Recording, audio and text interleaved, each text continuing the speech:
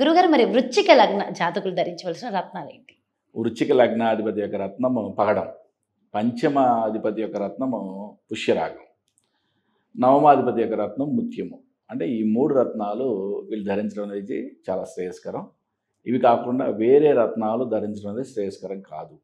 అంటే హస్త సాముద్రికమైన దోషాలు ఉండటం, ఏదైనా వీక్ పాయింట్స్ ఉండటం, దాని గురించి ఏదైనా వేరే రత్నాలు ధరించాల్సి వస్తే కనుక మీరు బాగా ఎక్స్పీరియన్స్ ఉన్న జ్యోతిష్కుని సంప్రదించి వారి యొక్క సలహా మేరకు మీరు వేరే రత్నాలు ధరించాలి. అంతేగాని నేను చెప్పిన ఈ 3 రత్నాలు తక్క మిగతా రత్నాలు వీళ్ళకి సరిపడవు అని గ్రహించండి. ఎస్, వృశ్చిక లగ్నం గురించి చాలా డీటెయిల్గా ఎక్స్ప్లెయిన్ చేశారు. Thank you so much Guruji. నమస్తే. నమస్తే.